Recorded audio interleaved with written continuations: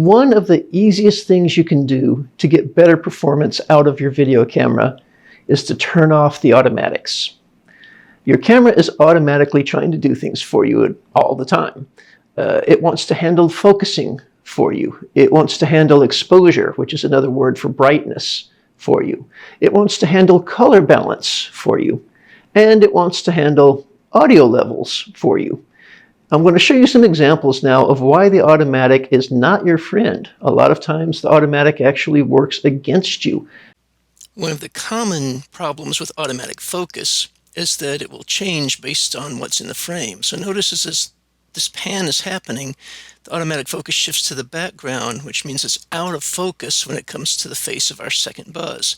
Here we go again with more of a close-up. You see the background swim into focus there abruptly, and now Buzz is quite soft, and it takes the autofocus a moment to get around to correcting itself. Now here's the same move with the manual focus. The focus never shifts to the background so that it stays sharp when we pick up the second buzz. Hunting and seeking is also a problem. Sometimes the camera can't identify focus. I think the problem here was the shiny plastic was causing too many reflections from the infrared sensor. Whatever it was, clearly that was an undesirable effect. And here we see the autofocus simply getting it wrong. It chose to focus on the background even though there was a face in the frame. And you see that as I pan just a little bit to the right, I put that face a little bit more in the center, suddenly the autofocus recognizes what should have happened all along. With automatic brightness, or more properly automatic exposure, the camera will make changes again based on what it sees in the frame. Notice as how Buzz comes into frame, you definitely see a brightness shift. There's a focus shift too, but the brightness shift is what we're really interested in. And it's the dark background that's throwing this shot off. The camera doesn't know what to make of having so much darkness, so it makes everything really bright, and then when Buzz comes into frame, he's both overexposed and out of focus. Here's the same move with manual exposure turned on. You can see that there is no shifting of the brightness. Panning down this hallway, you'll see the same thing. As the bright doorway comes into frame, the entire image darkens to compensate for it. Maybe that's what we want. But here's what it looks like with the manual turned on.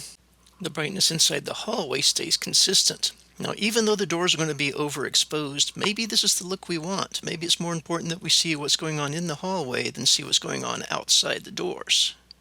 Here we are inside the communication department computer lab. With the automatic turned on, you see the image get darker as the windows come into frame. And as we pan away, you'll see that when the windows leave the frame, the image brightens. And again, maybe that's what we want. But if it's not what we want, this is what it looks like with the manual exposure turned on. Now the windows are going to be too bright, and maybe we'll do something like close the blinds. But the brightness does not change as we pan back and forth, and that might be what we're after.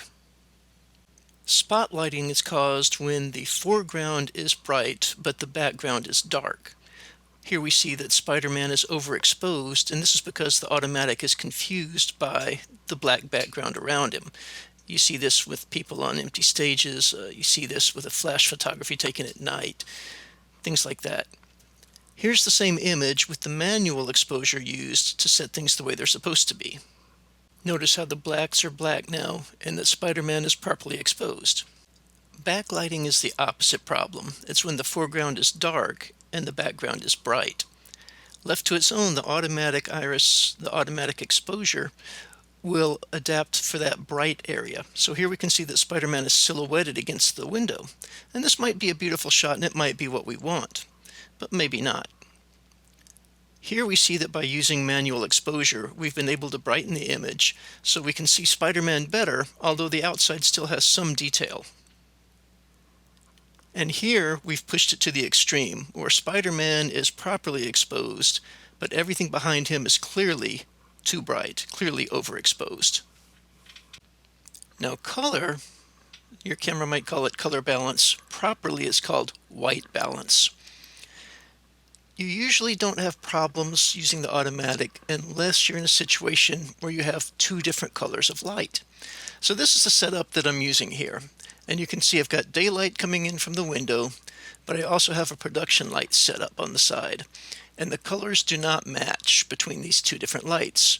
So let's take a look at the way the automatic tries to do this, and take a look at the way that we can step in and set things manually. Here's the shot on automatic. If you look at it critically, nothing looks proper. The left side of Buzz's face is a little bit warm. All right, this is from the amber light coming from the production light. The right side of his face is a little bit blue. This is from the daylight coming out. And if you look at the wall behind him, you can see that the windowsill looks yellowish, orangish. Again, this is from the warm amber light hitting it. But the wall over his left shoulder looks blue. Again, this is the daylight coming through.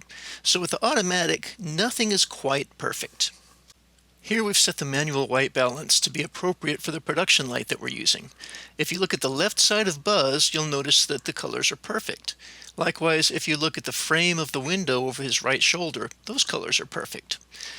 Buzz's right side is a little bit blue, and the wall over his left shoulder is a little bit blue, and this is because the daylight doesn't match. And that's going to be the case. We can't get both sides identical, but we can make one side look good. And here we've manually set the white balance for daylight. So if you look at Buzz's right side of his face, his right shoulder, those colors are good. And if you look at the wall over his left shoulder where the daylight's hitting it, it looks good. However, if you look at the left side of his face, or if you look at the windowsill, you can clearly see that amber from the production light doesn't match.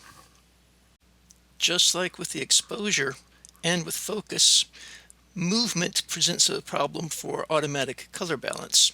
So you can see in my wide shot here, I have two different colored lights set up. On the right-hand side of the screen, there's one that's daylight, or a little bit more to the blue side. On the left-hand side of the screen is a production light, which is a little bit more amber. The automatic, which is in play right now, can't really decide what to do, so it's split the difference. It's balanced in between them, so neither side looks correct. But watch what happens when I zoom in and then pan. So in the close-up shot, the colors look good. The automatic has done a good job here. But watch the background very carefully as I pan across. Do you see it changing color? The background is actually white. That's a white piece of vinyl. And I'm going to reverse the pan here. Watch the background very carefully as it moves, as the camera pans. Do you see the color shift? It's subtle in this example. If you go back and look at some of the other things when I'm in the hallway or in the lab, you can see this effect at play as well. It's something that I see a lot in student videos when you're working with mixed lighting, which is typically anytime you're near a window in the daytime, or even outside if there are clouds coming and going.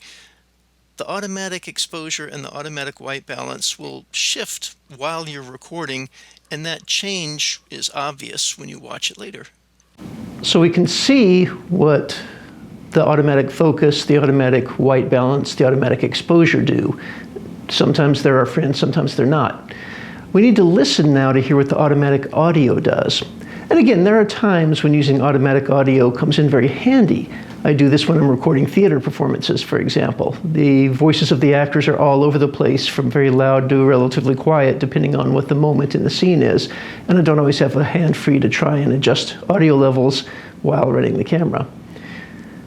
The room I'm recording in right now is actually kind of noisy. The air conditioning in here is rather loud. So when I stop talking, you're going to hear the noise bed of the room.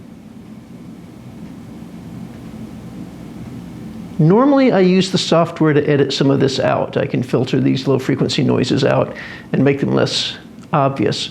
But right now I'm shooting with the audio being controlled manually. I've set a level, and therefore the camera doesn't change. So when I stop talking, you will hear the noise. The noise will be a constant level. And when I start talking again, my voice will be about the same volume as it is right now. Let's give that another listen.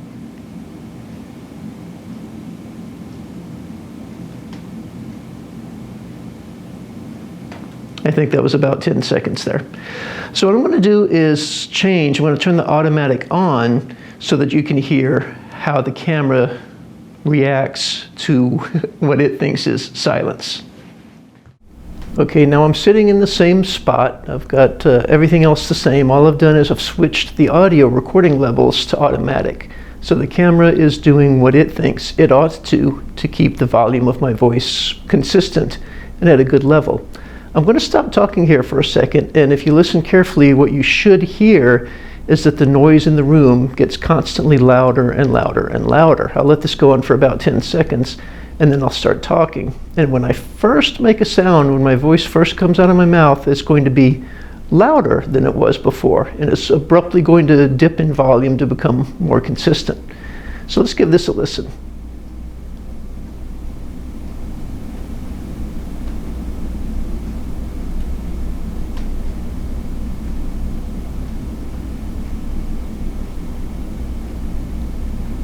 Do you hear the room getting louder?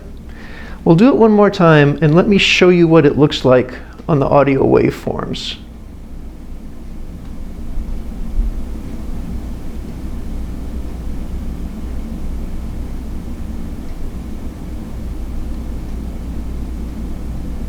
It's noticeable, isn't it? That swelling in the background noise and the initial spike in volume when I start talking. I tell you, there's nothing to make you self-conscious about your own breathing other than trying to be silent when you know there's a microphone on your chest. So anyway, we've got examples here. Some of these I went to great lengths to exaggerate just to make sure that they would be evident to you. But automatics and cameras are not necessarily good things. There are times when the automatics will ruin shots for you. They'll ruin audio for you. There are times when you have to rely on them. The important thing is to know which is which and to know how to use the manual settings. Again, if you're using my camera, I can help you with that. If you're using your own camera, I can give you guidance how to find out how to do it. We'll figure this out as we go along. One last note. Those of you that are going to be working with your cell phone cameras, the camera app you have may or may not allow you to do these things manually. And again, what we're interested in is manual control of brightness, color, focus, and audio levels. If yours does not support this, there are many apps out there. There are tons of them. Here are a few that I am familiar with. You can see that I have a recommendation for a free app, both for an Android phone and for an iPhone. And if you've got $16 to spare, Filmic Pro is kind of the gold standard by which smartphone camera apps are judged. Again, there are plenty of other ones out there. Feel free to sample all that you want. But at the end of the day, you're looking for something that will let you do four things. Control your focus, control your white balance, control your exposure, and control your audio recording levels.